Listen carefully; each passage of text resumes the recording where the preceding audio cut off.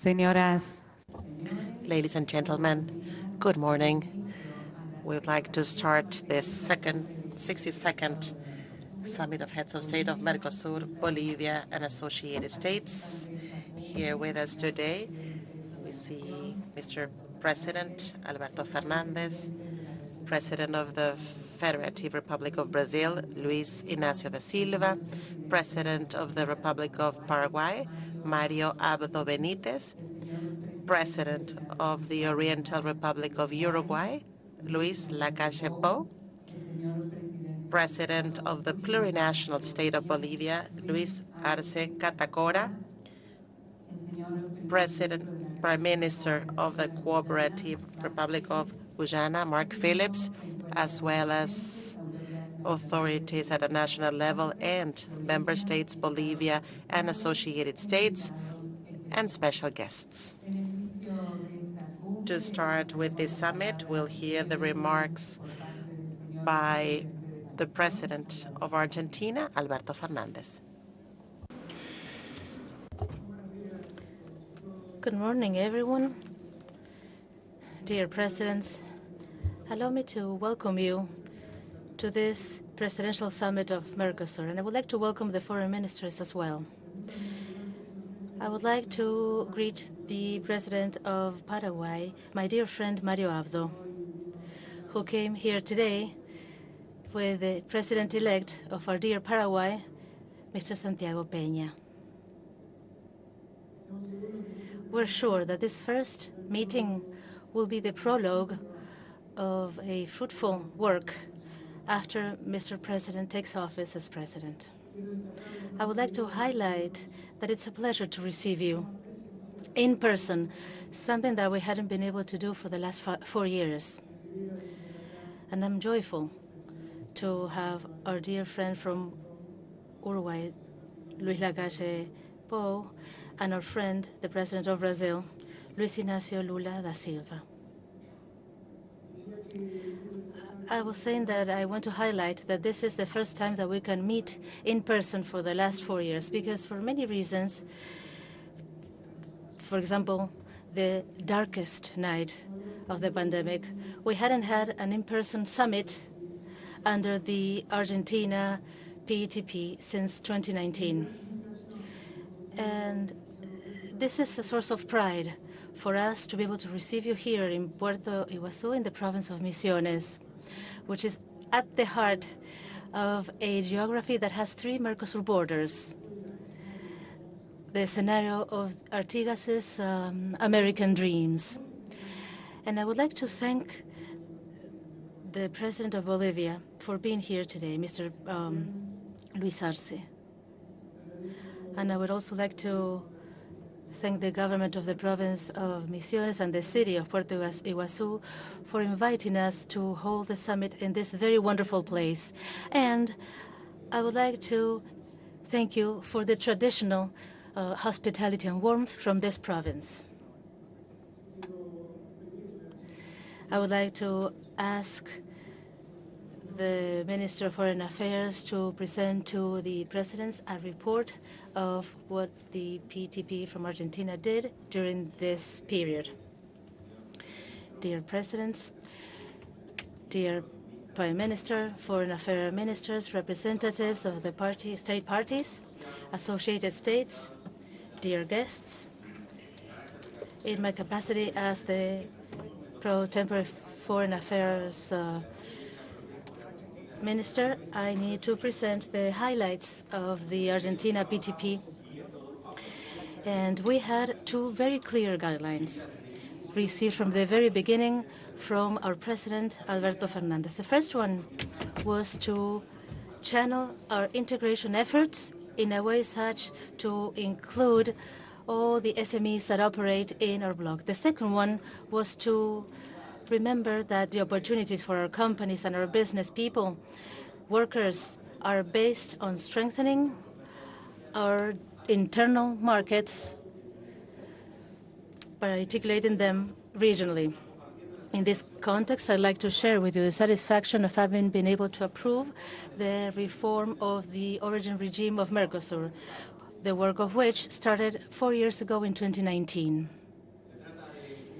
It is a core instrument for the integration of the productive sectors of the state parties, which is modernized for purposes of simplifying its rules to adapt them to the changing reality of international trade. The new regime has important advantages and will bring concrete benefits for regional trade to facilitating the operations of companies according to international standards. We will have new tools, such as the origin certification by the exporter, which will simplify and reduce administrative times thanks to more efficient and agile verification processes and origin control by customs officials.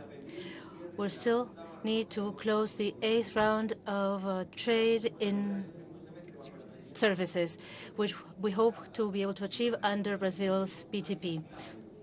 It's two key areas to strengthen our articulation with the productive map globally. We proposed the creation of a program to establish and promote a seal of a good design of Mercosur for purposes of facilitating the insertion in the international markets of SMEs to strengthen the regional identity of our products and of those who produce them. In the presidency that is coming to an end, we started the ad hoc on trade and sustainable development work to have a position against green protectionism, which sacrifices the potential exporters of those producers of food and raw materials, which is the case of Mercosur. We organized the Mercosur Business Forum during our previous PTP, and in this 10th edition, we focused on important pillars for public-private interaction, the automotive sector focusing on sustainable mobility, healthcare focusing on the production of drugs, the audiovisual sector focusing on integration of publicity services, and a cross-cutting pillar where we're going to approach gender and the role of women entrepreneurs in the foreign trade of our bloc.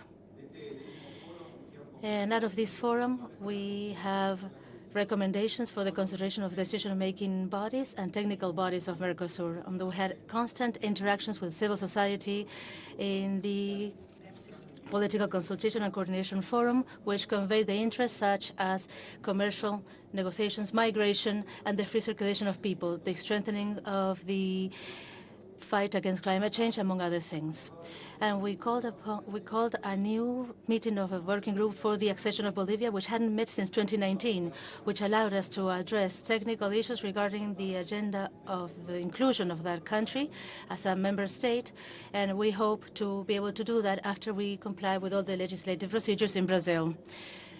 Additionally, we held a ministerial meeting in the health sector, tourism sector, work sector, and there are recommendations and proposals and strategic actions in key areas for our comprehensive development for the benefit of our citizens. Regarding external negotiation, there are ongoing negotiations with the European Union, and we presented to our partners proposals regarding cooperation and bi-regional value chains and a counter-proposal for the joint document about sustainability. We presented this one. It was presented. This document was presented by Europe in March. These initiatives received the support and suggestions by Paraguay and Uruguay, and we're still waiting for the Brazilian comments that are still being prepared. We continue moving forward in the negotiation of the other issues pending before the European Union regarding legal review, geographical indications, and the general architecture of the agreement. Additionally, we successfully closed the bilateral segment of our negotiations for the deepening of trade preferences with Israel, and we presented to our members a project of a framework agreement with the UAE. And this is essential to be able to move forward with a counterparty that has significant potential to increase trade sustainably.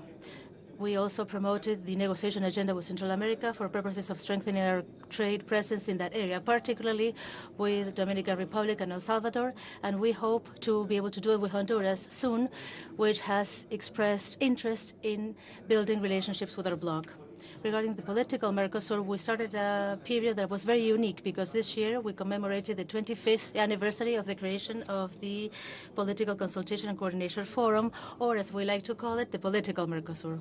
Mercosur was born as a political agreement, and despite the fact that we're used to revisiting Mercosur as an economic integration space, which is an objective for which we all work, we shouldn't forget that before being a commercial bloc, the Mercosur is a result of the agreement of the wills, political wills, the purpose of which is trade integration, social, cultural, and political integration. From the very beginning, the political Mercosur was on the agenda to enlarge citizens for our citizens through agreements that would facilitate mobility and would allow work, study, access to culture, social security, and so many other indispensable elements for their well-being when people move within Mercosur. This year, the purpose of political Mercosur was to have more inclusion of the states of the region, and we did it through the active participation of more than 104 specialized meetings.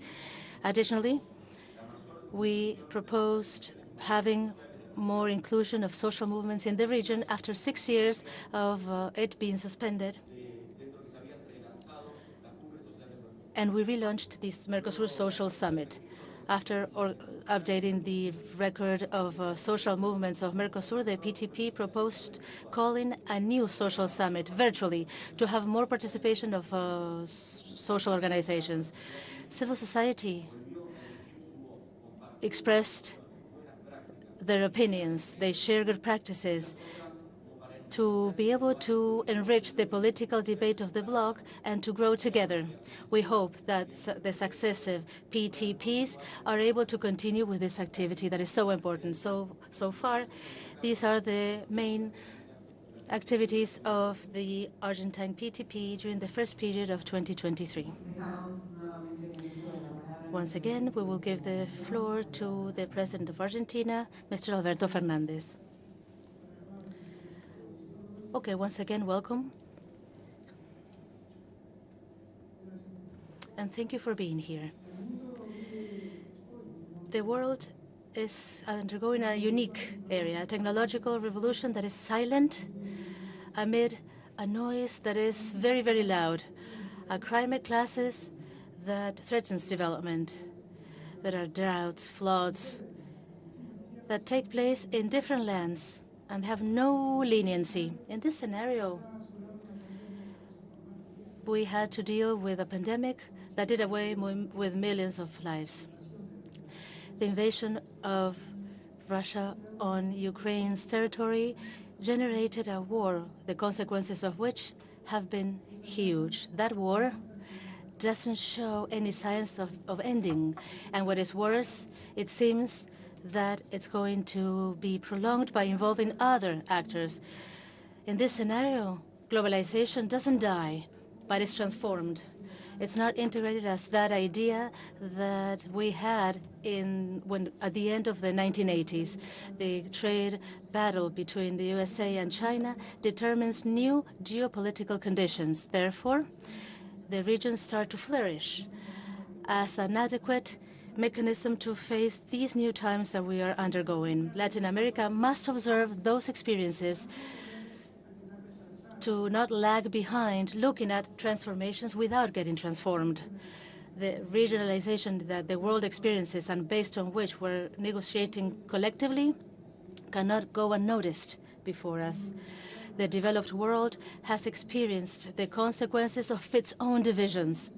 So let's take that experience to not experience the pain that division brings about. As Mr. Perón said, our own experience is the teacher of the fools. In Mercosur, no doubt, the integration process, this is the most solid one that we have had, a union that has avoided antagonistic currents to be consolidated.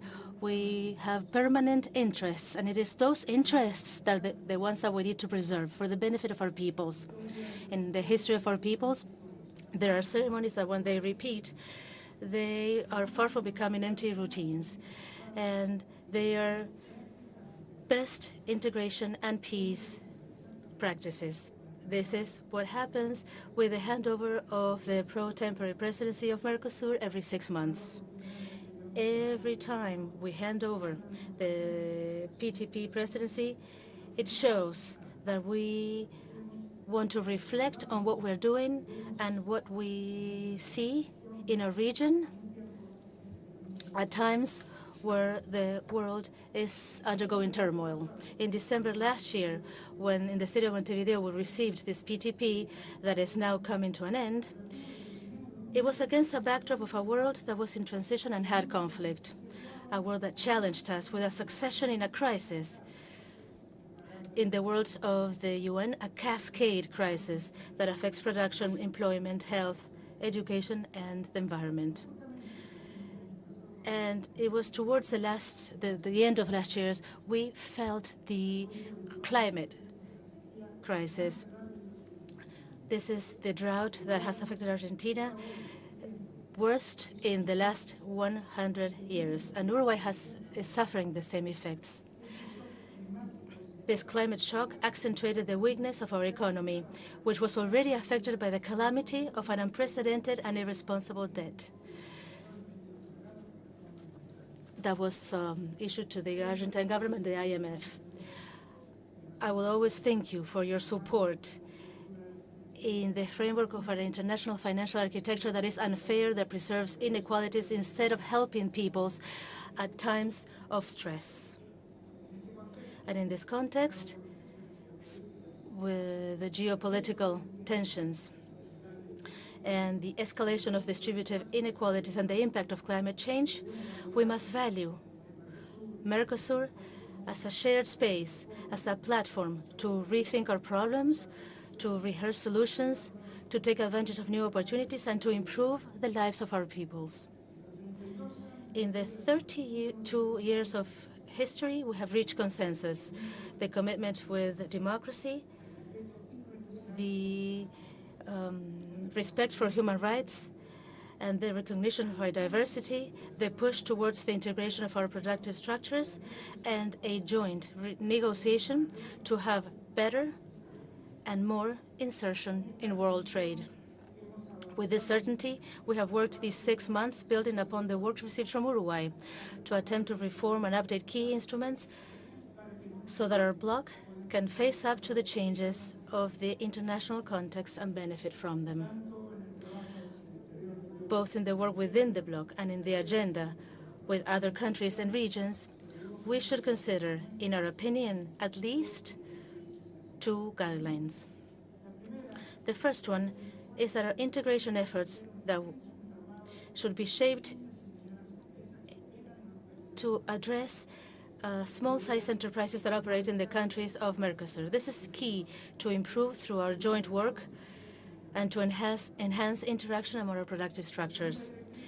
The second guideline could be summarized in the idea that good foreign trade outcomes are closely related with the development of national productive and scientific and technological capabilities and the development of domestic markets. Mercosur represents an opportunity for companies in 2 aspects, as a common market and as an opportunity for third parties who see in this extended market an attractive way to expand their own production. The 2 transformation vectors that cut across the global productive map are energy transition and digitalization. Both are already underway and will give an even greater impact in the coming years. Our region has specific opportunities in these 2 lines of work. The natural resources that characterize our region, coupled with the skills of our workers, are strategic for the development of these 2 aspects. However, the leap will be colossal if we're able to anchor productive investments in our Mercosur that add value to those natural resources. We need to become more integrated, but not only as producers of raw materials, but as exporters of more expensive and produced products. We are producers of energy and food. That's what the world demands. We have scientific and technological capabilities to add value to what our land gives us. If we take advantage of this opportunity that we have before us, we will not be a link that only has raw materials of little value added. And I'm not establishing artificial differences here. There are production realities that transform us and empower us. And I'm talking about enhancing what we are and what we can be. I'm talking about being part of the global world with the force of the economies that are developing and not with the weaknesses of the ones that are primarized. Nobody can condemn us to be raw materials providers that are industrialized and then sell us at exorbitant prices. Perhaps some can think that in that way we will not be able to meet the free trade standards that some partners expect. We want to have access to free trade by believing in industrial developing. And I'm not standing from an isolationist place. I want to add value to what we produce, because in that way we can be the protagonists of the future. Otherwise, we will continue perfecting the tremendous inequality that puts our peoples behind. And I don't want to do an exhaustive review of everything we do, but I want to call upon the presidents and friends that are sitting here today in connection with a proposal that we have proposed for the development of the Mercosur seal of good design. With this initiative, we propose to give a regional imprint to a program that we have been successfully implementing in Argentina. We want to strengthen innovation and insertion in international markets of SMEs of Mercosur by fostering their design capabilities and strengthening a regional identity. Regarding foreign negotiations, our focus has been devoted to moving forward in the pending issues and perfecting the association agreement with the European Union. More than once, we have expressed our qualms about the agreement as was closed in 2019. It's our questions that we have been putting forward within our bloc and to our counterparties. We have a critical view of what was agreed then. That was the result of a very imbalanced effort among the parties, and Mercosur was the party that made more concessions, and it is the bloc that has the lower level of development. And the presentation of due demands, environmental demands, by the European Union after 4 years during which the negotiation process was virtually stopped because of internal political differences in Europe, shows us a partial view of sustainable development, a view that focuses too much on the environmental issue with absolutely no consideration for the 3 pillars of sustainability: environmental aspects, economic aspects, and social aspects, and of the needed interaction among them. And with these considerations, Argentina believes that the agreement between Mercosur and the European Union is an opportunity. We believe that the strengthening of the ties between both regions is an important political action in an international context of conflict and increasing uncertainty. The agreement also means an opportunity to have a new reconfiguration of the productive maps, of new technologies and new employment that are brought about by the new value chains. We hope that the negotiations underway yield balanced results for all. And the difficulties to move forward have been the result of the lack of consensus by the European countries, not by the members of Mercosur. Quite the contrary. In Europe, there are protectionist attitudes, particularly notable regarding food, which is an essential component of the exports of our bloc. In this new scenario, where there is a relocalization of productive factors, the European proposal could be an opportunity to adjust the imbalances of the agreement to the reality of this world that changed, an opportunity to introduce mechanisms that don't protect from unilateral measures in the environmental issues that would favor the insertion of our companies in the value chains of both countries. We live in a polarized world with deepening inequalities, and with globalization under crisis. Large capitals no longer look for lowering costs, but avoiding geopolitical and general supply risks. Now that China has an economic, trade, and financial power, the Western world has realized how expensive it's been to hire cheap labor. It's late now to realize that the productive localization has a significant impact on the capacities to innovate, particularly on the generation of dignified work. If at some point during the globalization seemed to be an inescapable trend in this new context, the regions are getting ready to shorten value chains and add more science and technology. They're motivated for the search of internal security and new technologies, including those that can restore the destruction of the environment. If we were able to work in a coordinated way and have a shared diagnosis to develop a set of policies for this that are apt for this new environment, we can do a qualitative leap for our development process. This requires the due consideration regarding the inequalities between the members of Mercosur. Thinking about this and translating it into policies is part of the challenge. Our agreement with international insertion of the bloc is unequivocal. It goes beyond the European Union. We believe in the importance of diversifying our external agenda, finding partners that can give us real opportunities to increase our exports. That is why we have fostered the negotiations with Central America, with countries such as the UAE. For Argentina, Mercosur is a platform to go to the world, its main instrument to become inserted internationally. In 2022, total trade of Mercosur with the rest of the world accounted for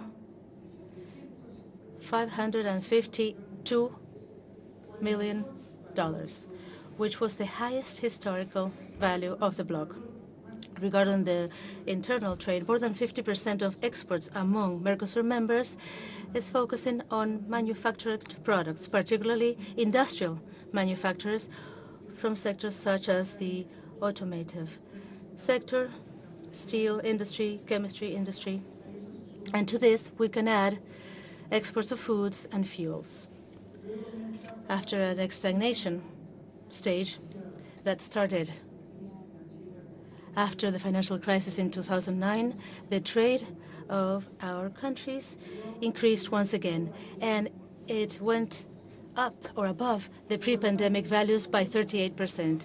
After 32 years of joint work, Mercosur is an instrument of integration that is very strategic in a cooperation and coordination environment that is an example for our countries.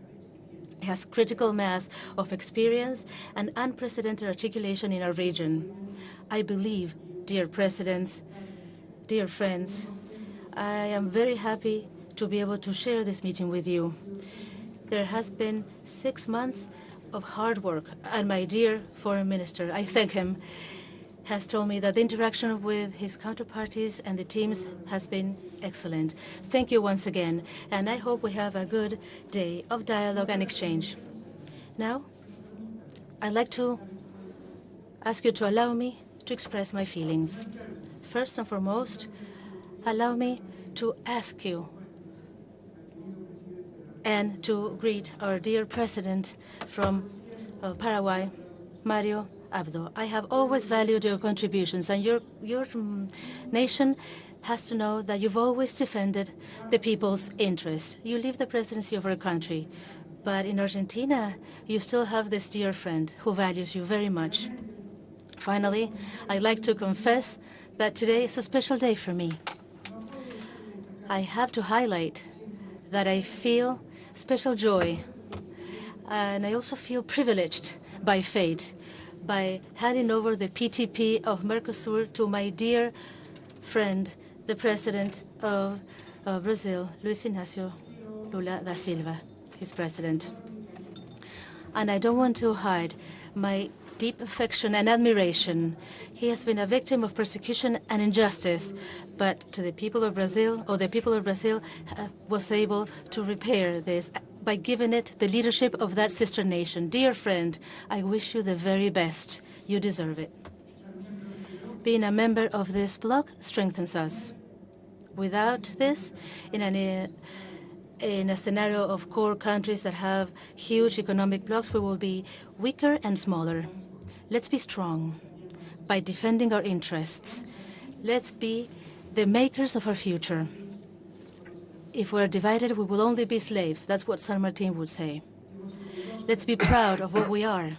Here, in the peace of the South, here we have the present and the future, while in the North, where there are bombs, there's only calculation by those who are powerful. As time goes by, as parades go by, and things are done that the North doesn't prohibit, the South exists as well, as Mario Benedetti said. Thank you very much.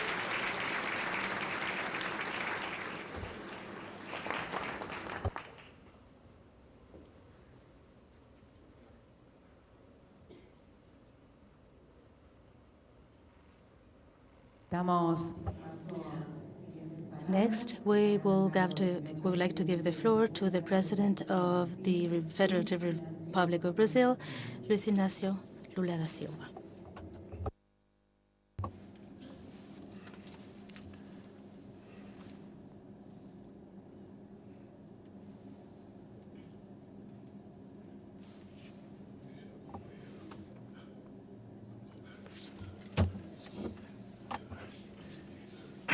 My dear friend, the President of Argentina, my dear friend Mario, the President of Paraguay, that will leave us in some days, and brought with him the future President of Paraguay, our brother Santiago Bernadette, will take office soon as President.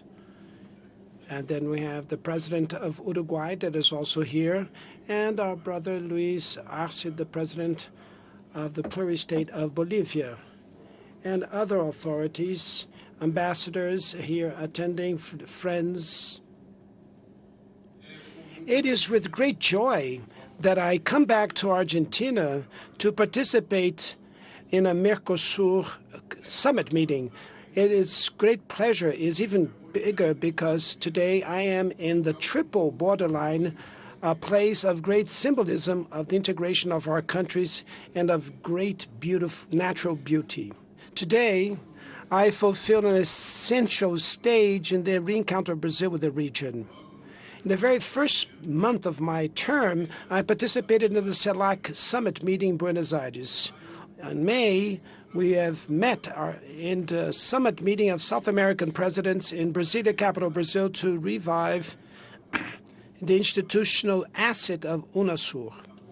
A few days ago, Alberto Fernandes and myself celebrated 200 years of the bilateral relations between Brazil and Argentina.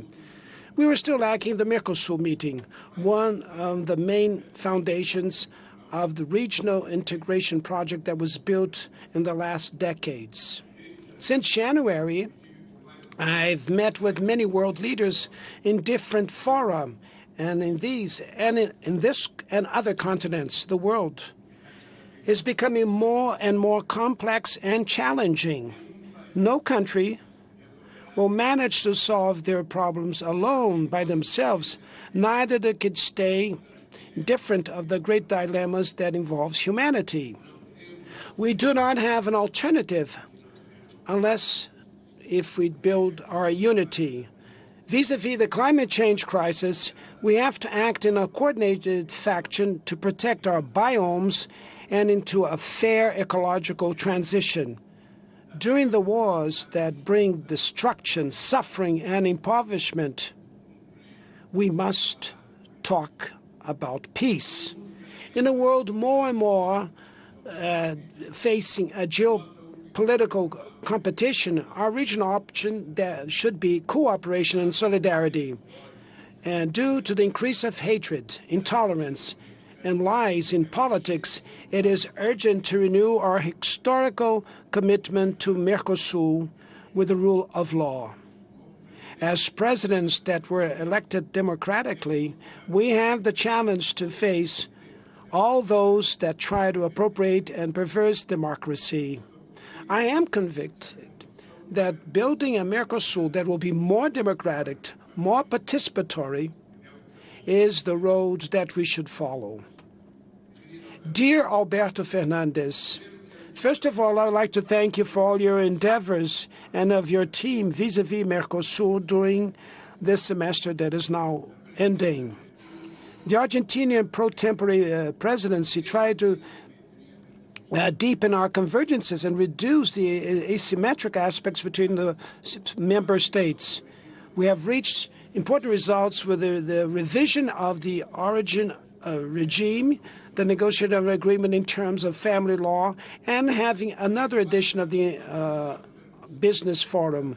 Going back to the social summit meeting of Mercosur was also another landmark for your hard work. It's not conceivable that we have left aside this very important space for the last 7 years. The participation of social movements with all the diversity of our people reinforces the transparency and legitimacy of our bloc.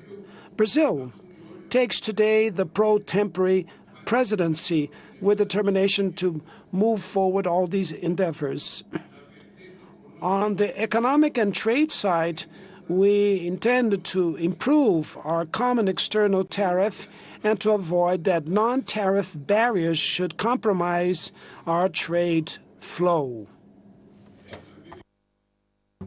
In 2022, the exchange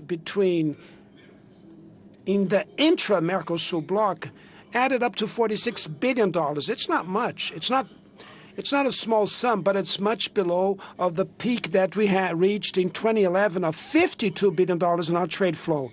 Today, we're lagging behind our potential. Our trade is characterized by the significant presence of products or of greater added value, and this is an asset that needs to be valued and enhanced. We still have an unfinished agenda with two industries that were excluded from free trade, the automobile industry and the sugar industry. We also tried to conclude the 8th round of negotiation to liberalize a service industry. We count with very expressive reserves of strategic minerals like lithium and cobalt that are essential for industrial projects of the latest generation. The adoption of a common currency for us to accomplish settlement operations between our countries will contribute to reduce costs and facilitate even more our convergence. I'm talking about a specific reference currency for regional trade that would not eliminate our domestic currencies. Although we have already, in fact, a free trade area with our South American neighbors, there's still room to enhance and improve the trade agreements with Chile, Colombia, Ecuador, and Peru. We will go back to an ambitious external agenda so that can enhance access to markets by our export products. I am committed with the conclusion of the agreement with the European Union that should be balanced and to assure the necessary space for the adoption of public policies in favor of productive integration and of the reindustrialization. The additional tool presented by the European Union in March this year is unacceptable. Strategic partners cannot negotiate on the basis of mistrust and sanction threats. it is imperative that the Mercosur should present a very quick answer and a very strong answer to this. It's unacceptable to give up one of the power that we have left, which is government procurement, that we can develop our industrial policy. It's not of our interest in these agreements to condemn ourselves as in the eternal role of commodity exporters. We need policies that should include a deep regional integration based on skilled work, production in science, technology, and innovation. This demands more integration, more networking of our productive and manufacturing processes, and the interconnection of energy, highways, and communication. Starting on the basis of these premises, we're going to revise, review, and advance in our agreements with Canada, South Korea, and Singapore. We'll explore new fronts of negotiation with partners like China, Indonesia, Vietnam, and countries of Central American and Caribbean region. The proliferation of unilateral barriers to trade, this makes inequalities to continue forever and cause damage to the developing countries. To fight the reinsurgence of protectionism in the world implies showing the more protagonism of Mercosur and in the World Trade Organization. We will work to gather and mobilize our resources with national domestic banks and regional bodies like CAF, Fonoplata, and the Inter-American Development Bank to finance projects for physical and digital infrastructure. With our sister Dilma Rousseff now leading the BRICS banks, new horizons can be opened for Mercosur to reduce the asymmetries amongst its members. Brazil has paid its debt of almost $100 million with the Structural Convergence Fund of Mercosur, the FOSEM Fund. We will act vis-à-vis with the domestic Congress in Brazil to make new contributions to FOSEM in a second stage. We will give special attention to our regions in the borderline that includes to deliver services like healthcare and education, and also to fight unlawful transnationals that bring so many impact in their daily lives of these locations. The institutional improvement of our bloc will go through to revigorate the Parlasul, the Public Policies Institute in Human Rights, the Social Institute, and the Permanent Court of Mercosur. With a green agenda, we will start a permanent exercise of discussions about issues like desertification, to fight fire, and to reclaim degraded soil that will be the object of coordinated action of the bloc in favor of sustainable development. To consolidate democracy will be a permanent task. We will propose to reinstall the Consultative Forum of Municipalities and Federative States and to promote the social summit in a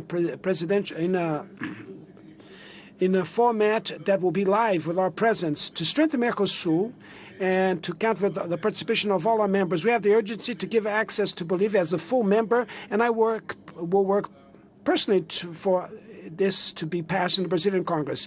Dear friends, as reminded us very well our dear brother Pepe Mojica, our integration goes beyond a strictly trade project. Mercosur cannot be limited to just to negotiate how much I sell to you and how much you sell to me.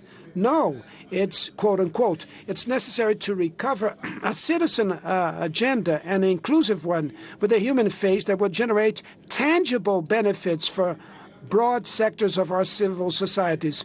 Our integration should be through solidarity and to arouse a belongingness feeling. Our integration should also be male, black, indigenous, peasants, and working class. We have here important advancements to share, as the law that was just passed in Brazil for equal remuneration and salary between men and women that was proclaimed yesterday in Brazil. Men and women that exercise the same occupation will have equal salary. This is an historical debt that we had in Brazil. since 1943 that this is a claim, since our labor laws, and it was never fulfilled. And now, for the very first time, we passed a new bill that to make it to be enforced. This is a great achievement for the Brazilian women.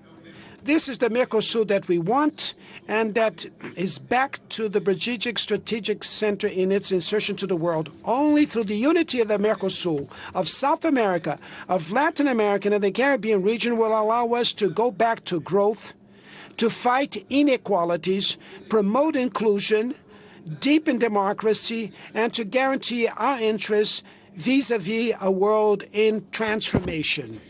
This is what our peoples are waiting from us, and this is what we should do. Thank you very much.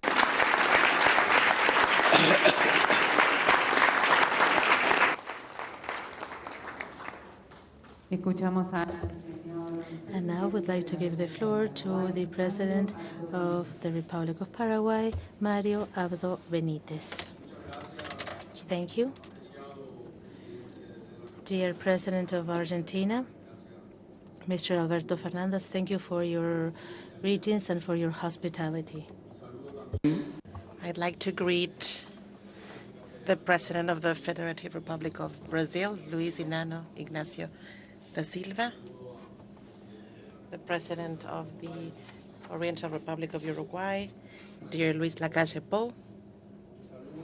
I would also like to cordially greet the President of the Plurinational State of Bolivia, Luis Alberto Arce, dear ministers of the member states of Mercosur, of the associated states, and especially I would like to greet the elect president of my country, Mr. Santiago Peña, who is with us this morning.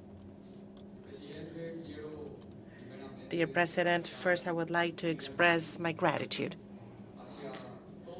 towards all the heads of states for your work, for the friendship we've developed, and for how transparent it has been.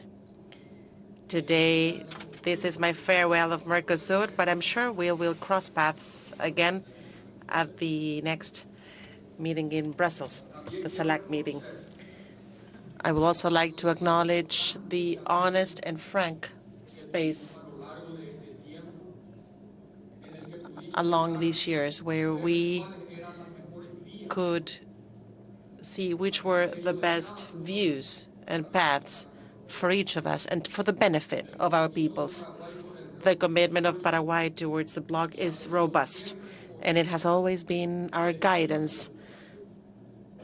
The spirit of the foundation has been our guidance. We have the challenge of modernizing the operation of this regional institution to face the new global challenges, as we've mentioned before.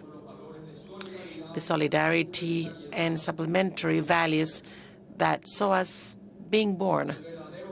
The new and real challenge is to represent our regional capacity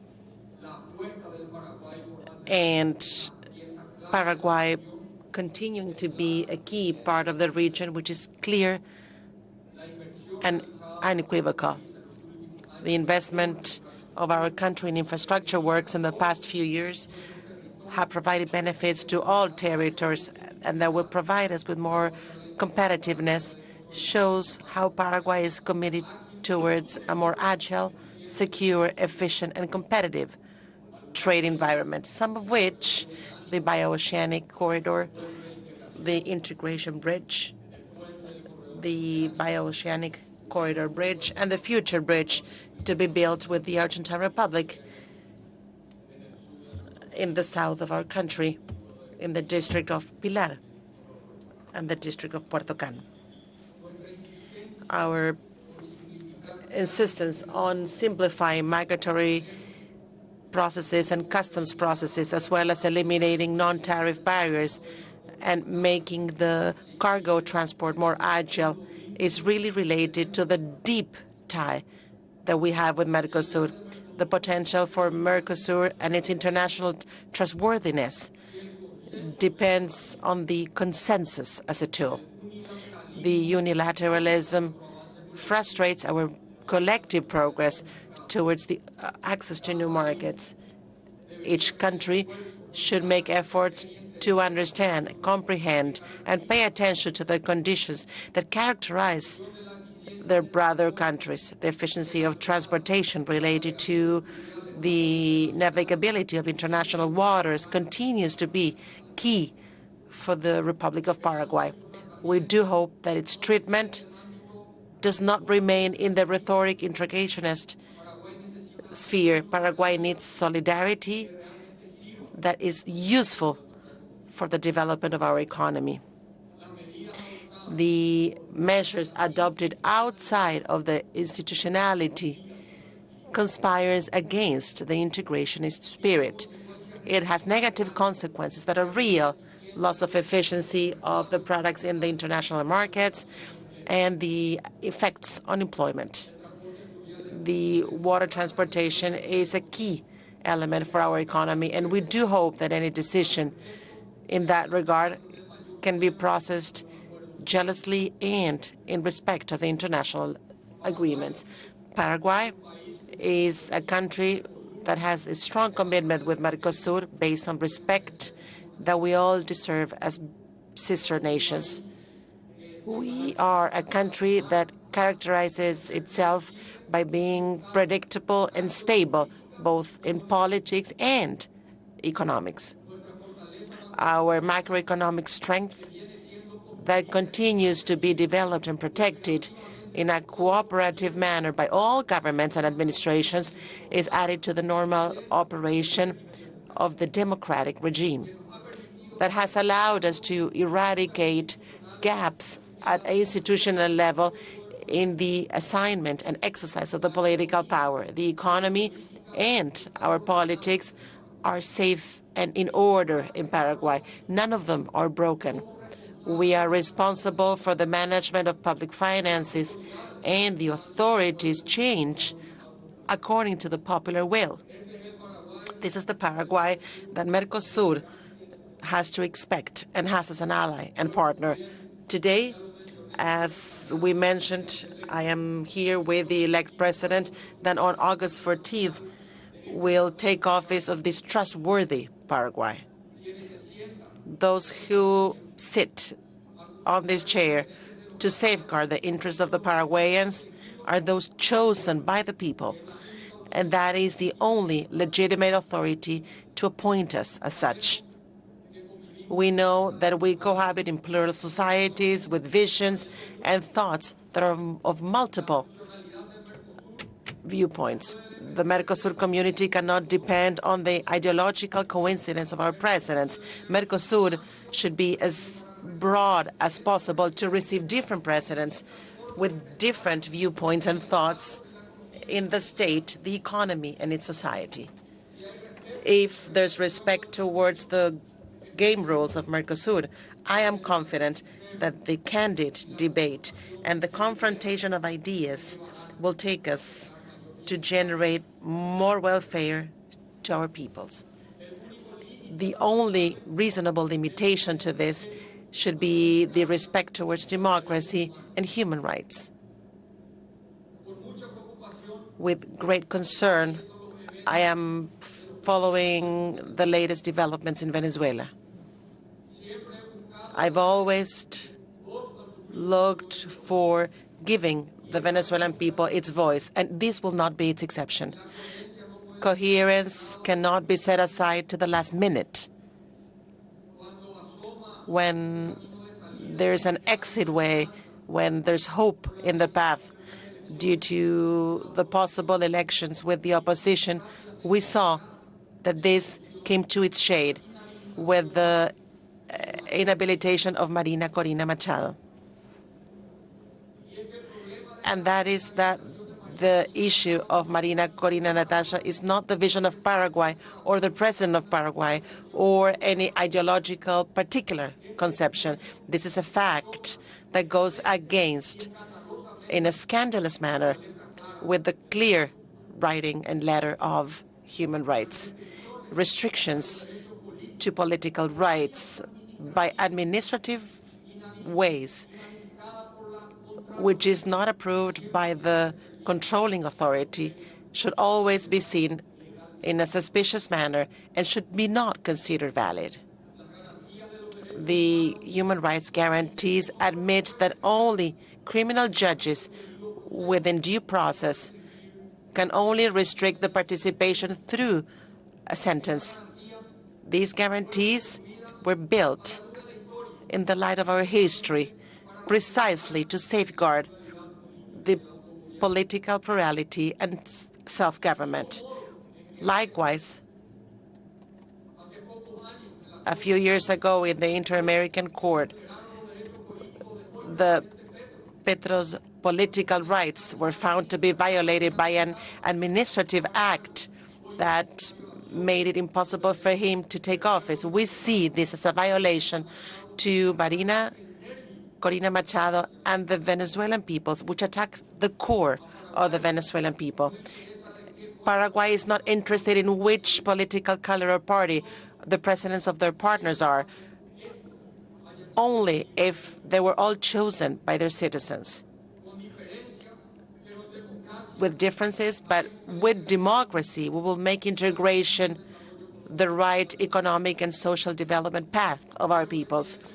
Dear President, I'd like to congratulate the Argentine Republic, its president, its foreign minister, its team, for the great work that they've done in the PTP of Mercosur. I'd like to wish all the success to the President of the Federative Republic of Brazil, President Lula, who will take office in this role. Paraguay renews its commitment to the full access of the plurinational state of Bolivia to Mercosur. That is at the Brazilian Congress now, and I think it could be a strategic ally to strengthen this bloc. I also wish the best of success, President Lula, in this progress and interest that we see today on the importance of the negotiation between Mercosur and the EU, because it can extend our market to more than 700 billion inhabitants. I'd like to thank all presidents here today and this possibility, my dear President Fernandez, of being here, showing and giving testimony of the Paraguayan democracy with the attendance of the next Paraguayan president. Thank you very much. Toma la palabra el señor. Next, the President of the Oriental Republic of Uruguay takes the floor, Mr. Luis Lacalle Pou. Muy buenos días para todos. Agradecer al Good morning. I would like to thank you, President Fernandez, for your hospitality, and I would like to thank everybody who worked for this meeting to take place in this very special place. If I can tell the people who are watching this via streaming, the beauty that we see, the geography, the nature that we have around us, and the human geography too. Interaction with geography and interaction with the environment as well. And those two things are related because this has been given to us as humanity, but it's difficult to take care of it. Imagine with three nations with different interests when they have to interact. So I would like to congratulate you for taking care of this wonder of the world. And I'd like to greet also the park rangers who work so hard to preserve this beautiful area. And I would also like to greet President Mario Abdo, politically and also personally.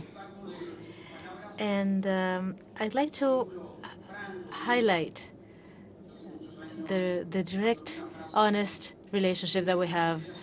Because, you know, this phrase that says, firm with ideas and soft with people. So the only way to relate well with people is to be able to highlight discrepancies without affecting the ties, the relationships, particularly because we're not the owners of this chair.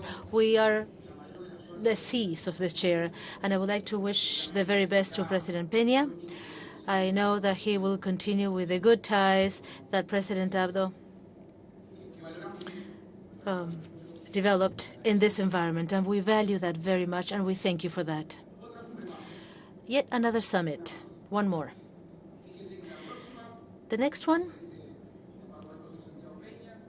the president of Paraguay will be Santiago Peña. There will have been an electoral process in Argentina, and the world continues to change. The world changes. There are new needs, and there are new opportunities that arise. And I've insisted more than once in that we're not analysts of what's going on around the world. We are players. We are the creators of our own future. And so I share some of the analysis that was done. Sometimes the analysis is a bit pessimistic, but it's true that the world is changing. And our region has a unique opportunity, not only because of the raw materials that were mentioned by President Fernandez, but particularly because of the intelligence of our people. Because at times of artificial intelligence, well, everything comes out of human intelligence, and commodities, raw materials need, increasingly so, the knowledge of our intellect.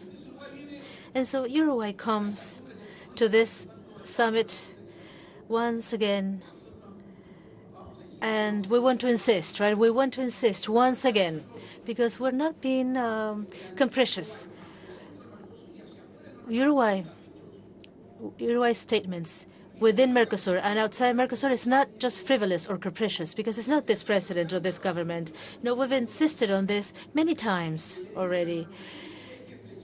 We have been telling Mercosur that we have to be more flexible, but I know that I haven't resonated with my partners. However, I have no other option. I have to continue telling you what our people feel. Flexibilization, modernization, opening up to the world. And I also have to say, because we're not fools, that it's better to do it together. If we go together, Brazil, Argentina, and Paraguay, we're going to be stronger. And we are going to have better negotiating conditions. So being immobile is what concerns us, right?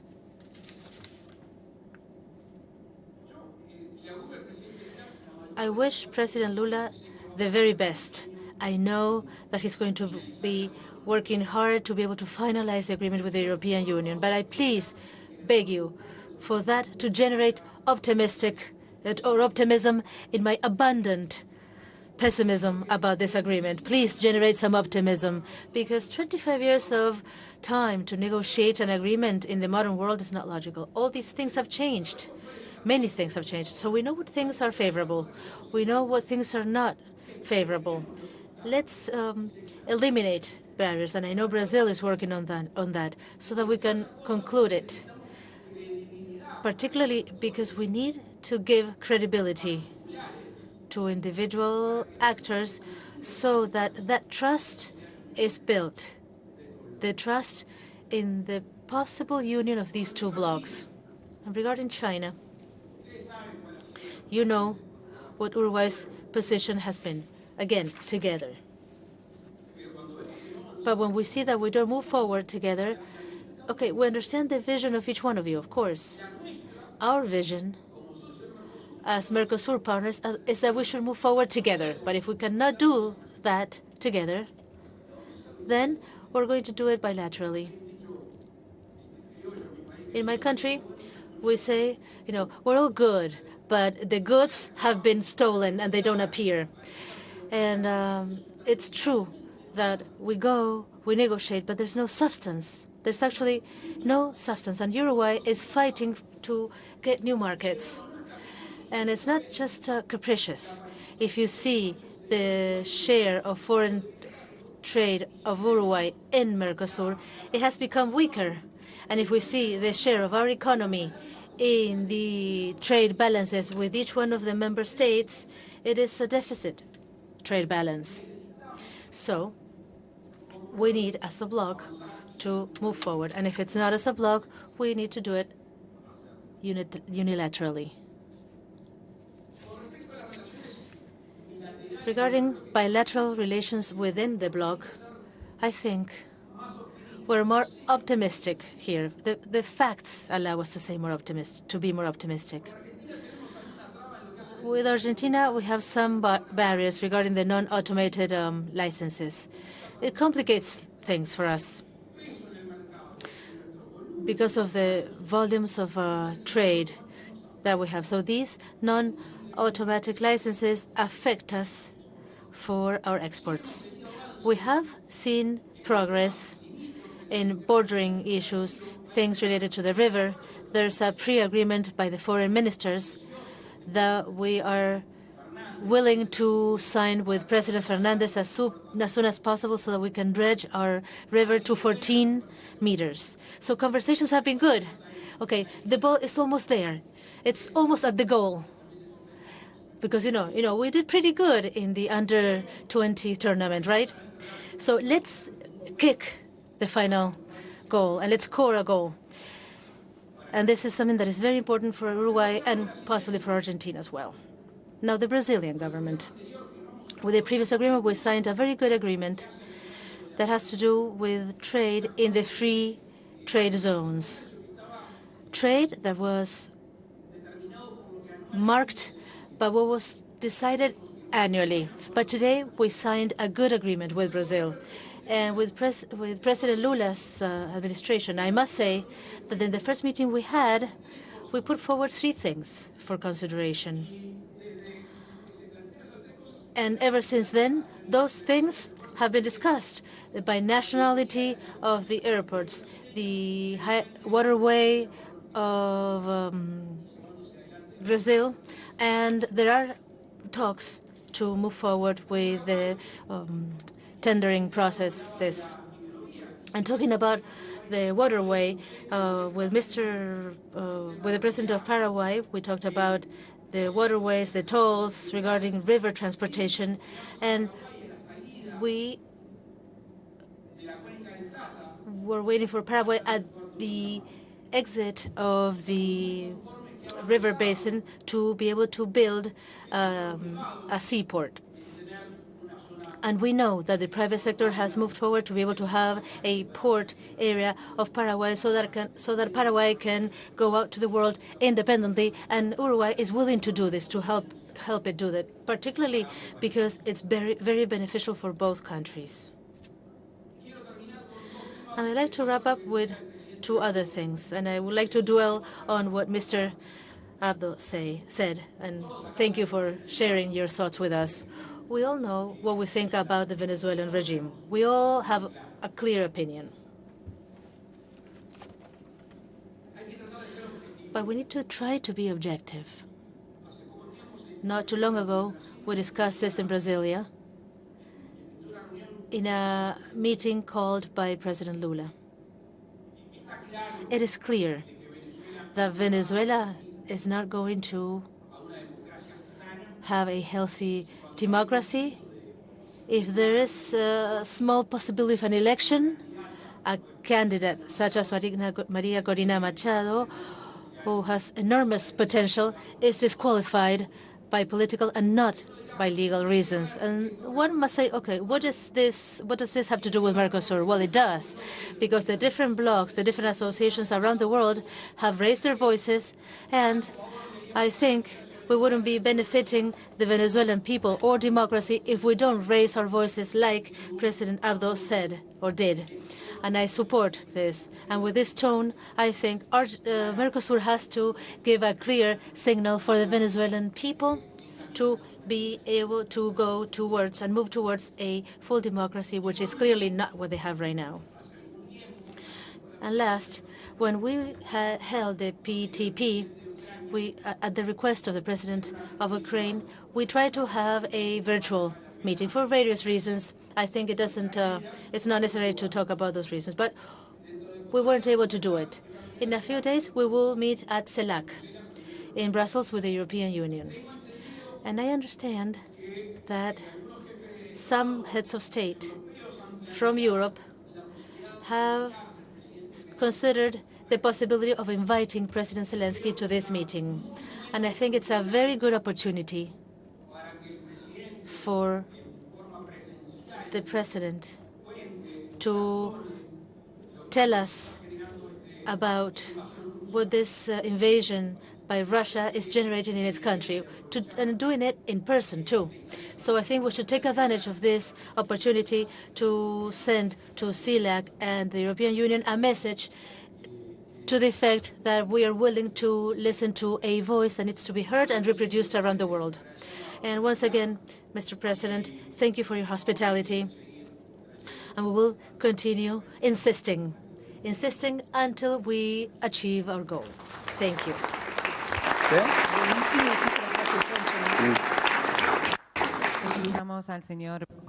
We'd like to now give the floor to the President of the Plurinational State, Luis Alberto Arce Catacora.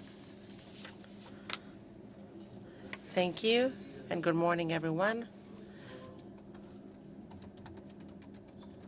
I'd like to greet my brother Alberto Fernandez, President of the Argentine Republic. Thank you for the hospitality and warmth of the Argentine people. Here in Puerto Iguaçu, we'd like to also greet our brother, also the President of the Federative Republic of Brazil, Luis Inácio Lula da Silva, our brother Mario Abdo, friend and President of the Republic of Paraguay, Brother Luis Lacalle, President of the Oriental Republic of Uruguay.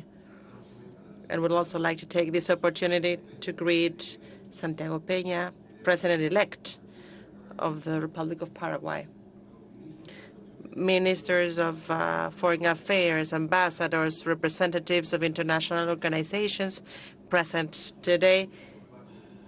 I'd like to greet you all representing the Bolivian people at the summit of heads of state of Mercosur. I would also like to thank our sister Republic of Argentina for its warmth and hospitality. I feel the warmth of the great nation when I come to Argentina. We're delighted to be in this beautiful city, which is the access door to the triple border of Argentina, Paraguay, and Brazil, and the majestuous Iguazu Falls.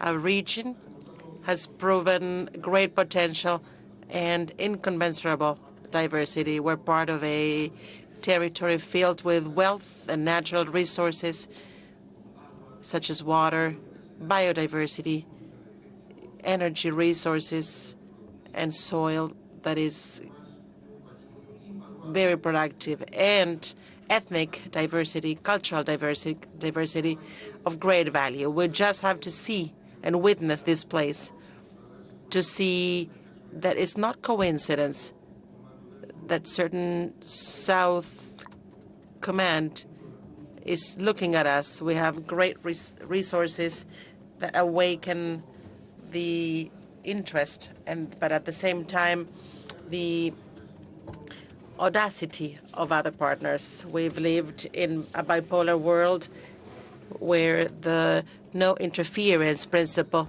is valued, but the failure of capitalism has created great global crises and challenges that we need to face through cooperation, articulation, and integration.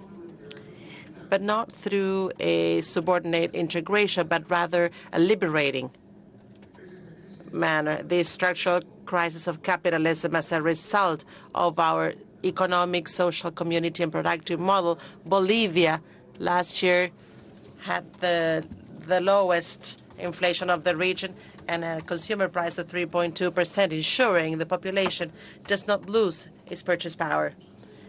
In May this year, an accumulated inflation rate of 0.53%, which shows that our model can adapt to financial turbulences at the international level.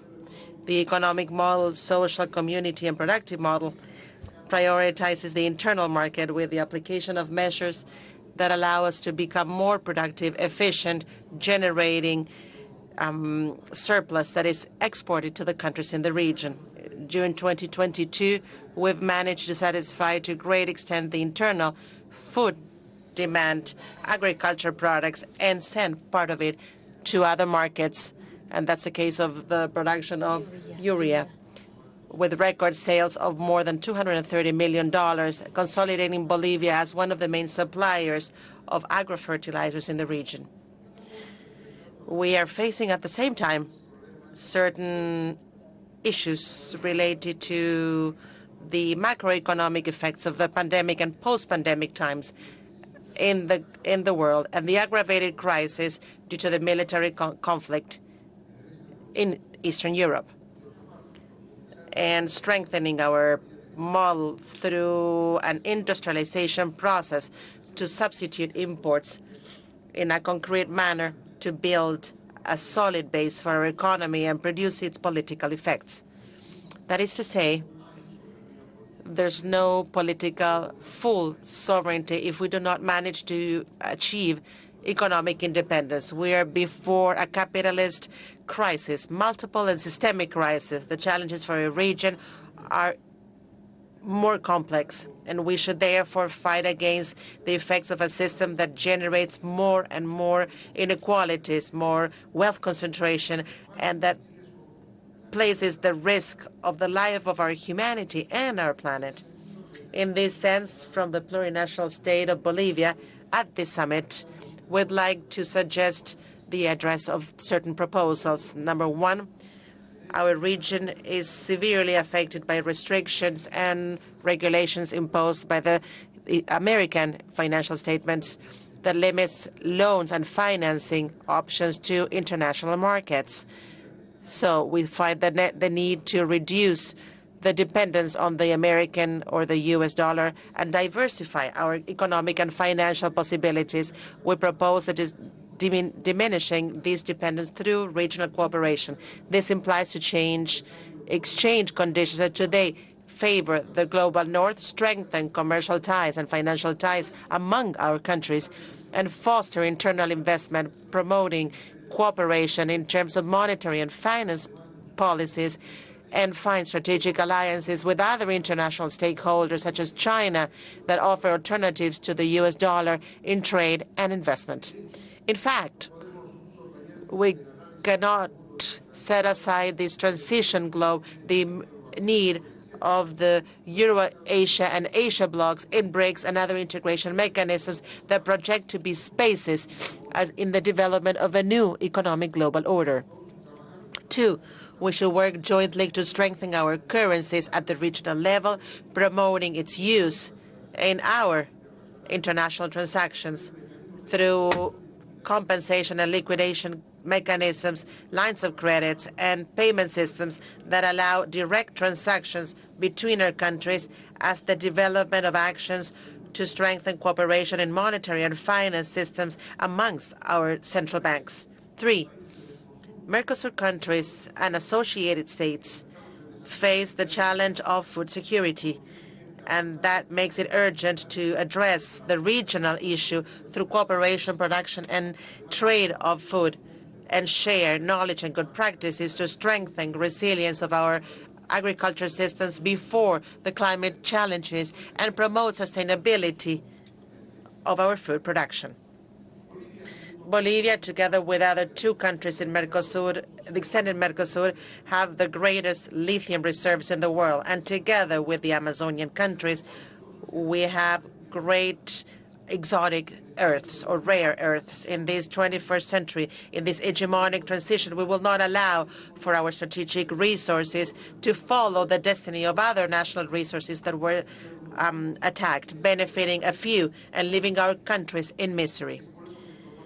We propose to work jointly for the industrialization of our strategic resources.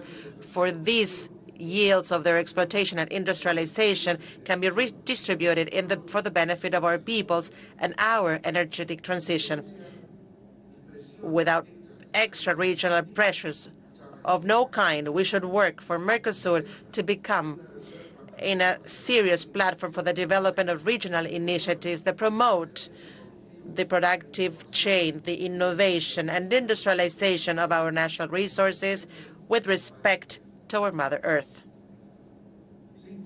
5, the prompt implementation of the bioceanic railway corridor for the strengthening of the physical inclusion, integration, and the socio-economic integration of the region, and the articulation of the Pacific and Atlantic Oceans through a railway line that can make it easier for foreign trade, logistics, and economic growth.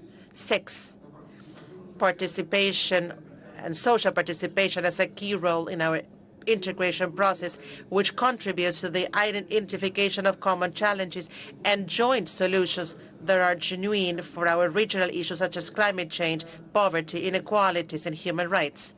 Only through active participation of great majorities will we be able to create policies based on the real needs of our peoples. It's because of all these reasons that we should work tirelessly to strengthen the participation, social integration in Mercosur. We'd like to highlight and congratulate Mr. Alberto Fernandez for this social summit of Mercosur, summit that had not been held for the past 7 years. We are confident that during the Brazilian PTP, we will create spaces for all our social sectors and indigenous peoples can be the main protagonist of our regional integration. Mercosur has the longest borders in Latin America. Our populations and bordering populations are culturally and economically integrated. We should articulate our efforts at the borders to facilitate trade and mobility, cooperation in terms of security to fight transborder crime, which implies exchange of information and coordination of actions between security forces of our countries with the objective of avoiding and preventing drug trafficking, human trafficking, and organized crime at large. The joint development of social productive projects and joint infrastructure projects to boost economic development and improve social conditions of local communities. Implementation of cooperation programs in bordering areas, in health, education, sport, culture, and the social development of their populations. 8, the promotion and dissemination of cultural diversity and natural wealth and the historical heritage in the Mercosur member states and associated states through the establishment of highways and tourist destinations. These highways will allow visitors to explore the cultural diversity, historic diversity of multiple destinations within Mercosur and associated states. We propose the upcoming Brazilian PTP, a meeting of tourism authorities, in order to identify possible tourist destinations that are key, that have potential for joint tourism, the identification of needs for development of infrastructure from a tourism perspective that can be promoted jointly. The Bolivian people has a willingness to integrate our people. We believe that the accession of Bolivia to Mercosur represents an opportunity, a single opportunity to strengthen integration, extend trade, and regional cooperation. We'd like to thank all actions announced by our brother Lula for Bolivia to become an active member of Mercosur. Finally, I'd like to highlight the progress registered through the Argentinian PTP. We believe that during these past 6 months, we've had great steps to strengthen regional cooperation and promote social inclusion in our countries. We'd like to also wish all of the success to the upcoming Brazilian PTP. We are sure that under the leadership of our brother Lula, guided by their integration vision, Mercosur will make progress to respond to the great challenges that our times present us with. Thank you very much.